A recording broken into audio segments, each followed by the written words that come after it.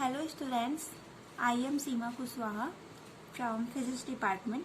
आज हम पढ़ेंगे एक बीमी बॉक्स में बंद कण के लिए श्रोडिंगर समीकरण का हल। Solution of Schrodinger equation for a particle enclosed in A one dimensional box. इसके पहले हम श्रोडिंगर समीकरण क्या होता है उसके बारे में हम पढ़ चुके हैं। आज हम पढ़ने वाले हैं एक बीमी बॉक्स में बंद कण के लिए श्रोडिंगर समीकरण का हल।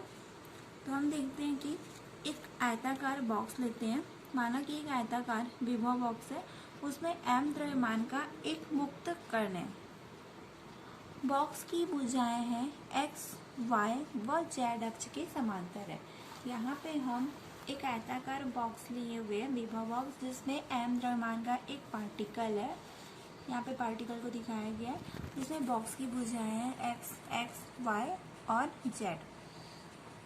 एक्स वाई जेड की पैरेलल समांतर ए बी सी है। A B C, A x के समांतर, बी वाई के समांतर, सी है वो जेड के समांतर है।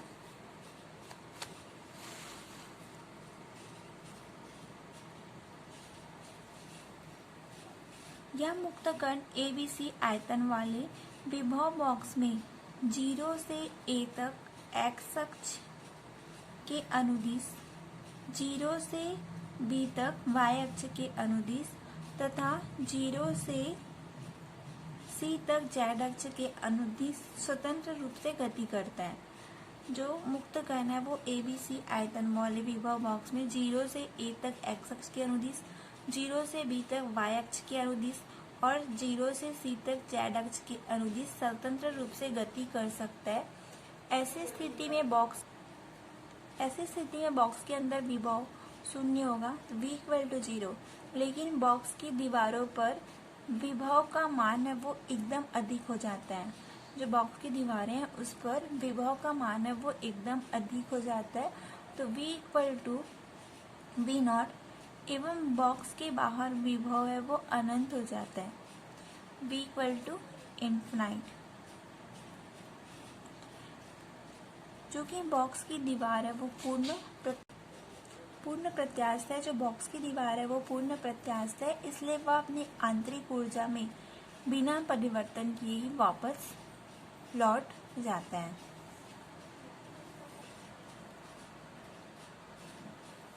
माना कि बॉक्स के अंदर कण की ऊर्जा है वो है E, तो कण का श्रोडिंगर समीकरण होगा del square psi plus 2m h cross E psi equal to 0, चूँकि v=0 है तब। तो कार्तिकीय निर्देशांकों के रूप में होता है del square psi upon del x square plus del square psi upon del y square plus del square psi upon del z square plus 2m upon h cross square E psi equal to 0। ये हो जाएगा equation number 1। उपयुक्त समीकरण x, y, z के पदों में आंशिक अवकल समीकरण है, जिसे पृथक्करण विधि से हल किया जा सकता है। माना उपयुक्त समीकरण का हल है, समीकरण का हल होगा sine x, y, z equal to x, x, y, y, z, z equal to equation, ये हो जाएगा इक्वेशन 2। जहाँ x है वो केवल x का फलन है, y केवल y का फलन है और z है वो z का फलन है। समीकरण 1 में हम साइन का मान रखेंगे और x, y, z से भाग देने पर 1/x del square x upon del x square plus 1/y del square y upon del y square plus 1/z del square z upon del z square plus 2m upon h cross square E equal to हो जाएगा 0, या 1/x del square x upon del x square equal to इसे हम इधर ले जाएंगे तो ये हो जाएगा -1/y del square y upon del y square minus 1/z del square z upon del एच z square minus 2m upon h cross square e।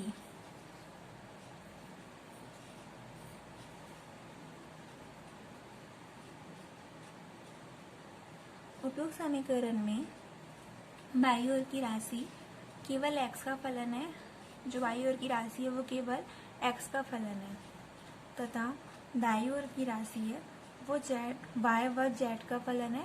इस समीकरण के प्रत्येक पद नियतांक k1 के बराबर होंगे। तो हम यहाँ पे हम इसे k1 के बराबर लिखेंगे और इसे k1 के इक्वल। तो समीकरण का जो लेफ्ट हैंड साइड है वो जाएगा 1/x del square x upon del x square equal to k1। इसे हम इक्वेशन 3 लिखेंगे। और right hand side minus 1/y del square y upon del y square minus 1/z del square z upon del z square minus 2m upon h cross e equal to k1। तो इसे हम इधर ले जाएंगे तो ये हो जाएगा 1/y del square y upon del y square equal to minus k1 minus 1/z del square z upon del z square minus 2m upon h cross square e। k1 को हम इसे इधर ले आए और इसे इधर ले जाएंगे तो ये और टर्न ओवर प्लस हो जाएगा और ये वाला माइनस हो जाएगा। उपयुक्त समीकरण में बाईं ओर की राशि है वो केवल y का फलन है, जबकि दाईं ओर की राशि है वो z का फलन है। यह तभी संभव है जबकि दोनों ओर की राशि का नियतांक k2 के बराबर हो तथा वह x, y, z पर निर्भर ना करता हो। तो 1/y del square y upon del y square equal to k2। ये हो जाएगा equation number 4। Minus k1 minus 1/z del square z upon del z square minus 2m upon h cross square e equal to k2। तो 1/z del square z del z square को इधर ले गए और k2 को इधर ले आएंगे तो ये हो जाएगा minus k1 minus k2 minus 2m upon h cross square e equal to नियतांक k3। 1/z del square z upon del z square equal to k3 लिखेंगे। ये हो जाएगा equation number 5। Minus k1 minus 2m upon h cross square e minus k2 equal to लिखेंगे k3। तो k1 plus k2 plus k3 equal to हो जाएगा 2m upon h cross square e equal to, ये हो जाएगा equation number 6। k1 equal to minus 2m upon h cross square E x, k2 equal to होगा minus 2m upon h cross square E y, k3 equal to होगा minus 2m upon h cross square ई z. तो e equal to हो जाएगा e x plus e y plus e z. समीकरण 3, 4 तथा 5 से del square x upon del x square plus 2m upon h cross square E x equal to 0, del square y upon del y square plus 2m upon h cross square E y equal to 0, del square z upon del z square plus 2m upon h cross square E z equal to हो जाएगा 0। इसे हम तीनों को लिखेंगे हम equation number 7। माना कि x दिशा में अवकल समीकरण है वो निम्न है। तो del square x upon del x square plus 2m upon h cross square ई एक्स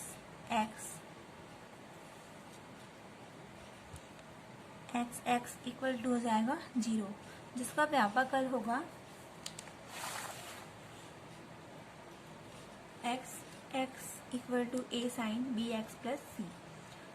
इसे हम लिखेंगे इक्वेशन नंबर 7। तरंग फलन साइन का वर्ग अर्थात मॉड साई स्क्वायर बॉक्स के अंदर किसी बिंदु पर किसी कण के पाए जाने की प्रायिकता के समानुपाती होती है। प्रायिकता अभिधारणा के अनुसार तलंग फलन x का वर्ग मॉड x स्क्वायर जो केवल x का फलन है x दिशा में बॉक्स के अंदर कण के पाए जाने की प्रायिकता व्यक्त करता है। चूंकि बॉक्स की दीवारों पर विभव है वो बहुत अधिक है, अतः कण की दीवारों पर पाए जाने की प्रायिकता लगभग शून्य होती है।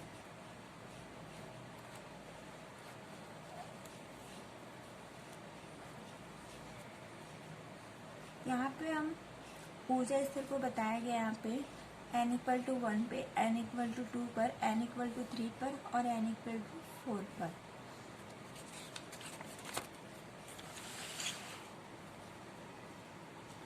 अतः जब मॉड x² 0 जबकि x0 तथा x a या x0 जबकि x0 होगा और xa।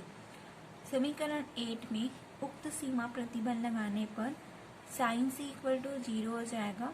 तो यहाँ पर साइन ba प्लस c 0, तो c 0 रखेंगे तो यहाँ पे आएगा साइन ba 0। तो ba इसे हम लिख सकते हैं पाई n1, जहाँ n1 एक धनात्मक पूर्णांक है। तो b की वैल्यू निकालेंगे तो ये हो जाएगा पाई n1 अपॉन a। b तथा c का मान को समीकरण 7 में रखने पर समीकरण 7 में b और c का वैल्यू रखेंगे तो ये हो जाएगा x a sine n1 pi x upon a। Equation number 9। सुविधा के लिए a को वास्तविक संख्या लेने पर सामान्यीकरण की शर्त होगी इंटीग्रेशन 0 से a mod x² dx 1। Integration 0 से मॉड x की वैल्यू रखेंगे हम इक्वेशन 9 से, तो ये हो जाएगा a sine n1 pi x upon a square mod square dx 1। Mod open करेंगे तो ये हो जाएगा a स्क्वायर इंटीग्रेशन 0 से sine square n1 pi x upon a dx 1। a square integration 0 से a, यहाँ पे इसकी वैल्यू रख देंगे तो ये हो जाएगा 1/2 1 minus cos 2n1 pi x upon a dx 1। Cos square है ये साइन 2 पाई n 0। तो a स्क्वायर a/2 = होगा 1। यहाँ पर a स्क्वायर इंटीग्रेशन 0 से 1/2 1 माइनस कॉस ये 2 है,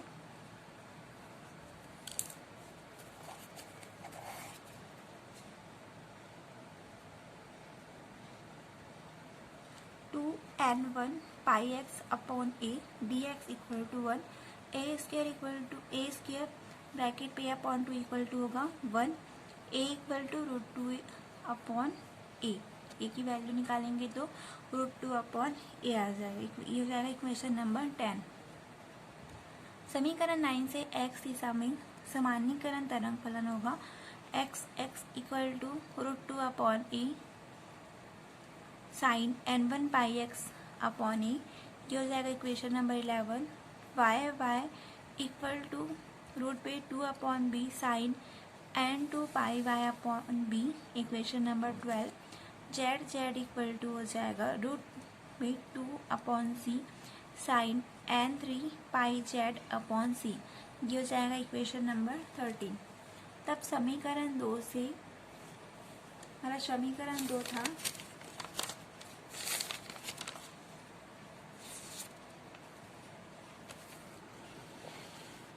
sign x y z x y y z। तो यहाँ पे हम समीकरण 2 की वैल्यू रखेंगे x y z का, तो ये हो जाएगा sine x y z = 2 upon a b c bracket sine n1 pi x upon a plus sine n2 pi y upon b into sine n3 pi z upon c bracket close. यहाँ पे जो √2 upon a है 2 upon b 2 upon c common निकल जाएगा, तो तो ये हो जाएगा 2 अपॉन रूट में 2 अपॉन ABC, ये हो जाएगा इक्वेशन नंबर 14।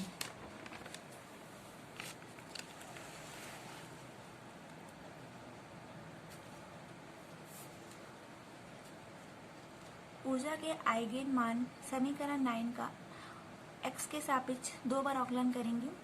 हम यहाँ पे ऊर्जा के आइगेन मान निकालेंगे, जिसमें समीकरण 9 है उसका x के सापेक्ष 2 बार आकलन करेंगे। तो ये हो जाएगा del square x upon del x square equal to minus n1 pi upon a pi square into x समीकरण del square x del x square plus 2m upon h cross x equal to जाएगा 0। ex की value निकालेंगे तो ये हो जाएगा 1/2m n1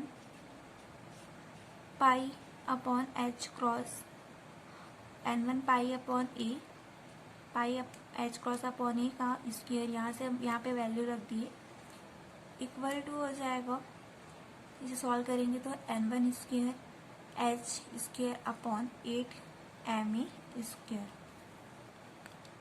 जहाँ h cross equal to होता है h अपॉन 2 पाई, ये हो जाएगा इक्वेशन नंबर 15। इसी प्रकार y तथा z दिशाओं में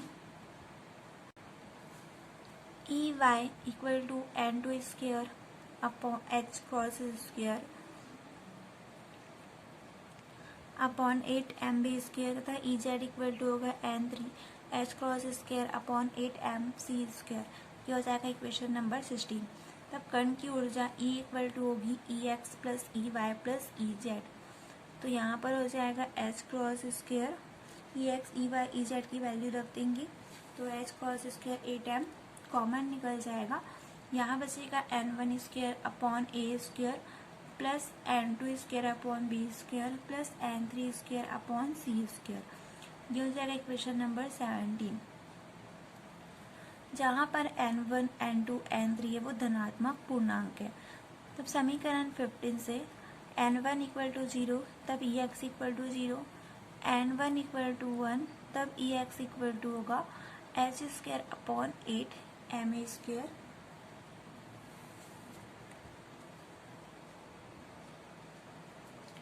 n1 इक्वल टू 2 तब ex की वैल्यू होगी 2 square h cross square upon 8ma square, तो ये आ जाएगा, सॉल्व करेंगे इसे तो 4h cross square upon 8ma square. n1 equal to 3 पर ex इक्वल टू 3 का स्क्वायर 3 का वर्ग अब h cross square a upon 8ma square equal to 9h cross square upon 8ma square. यहाँ पे ऊर्जा इस आरेख को दिखाया गया है, n इक्वल टू 0 पे n इक्वल टू 1 पे h cross square upon 8ma square, n equal to 2 पे 4h square upon 8ma square, n equal to 3 पे 9h square upon 8ma square. Box में बंद कण की ऊर्जा स्तर वो विविक्त होते हैं। तो चित्र में x अक्ष में बंद कण के लिए ऊर्जा स्तर आरेख प्रदर्शित है। ये जो बताया गया वो ऊर्जा स्तर आरेख है जो बंद कण के लिए है।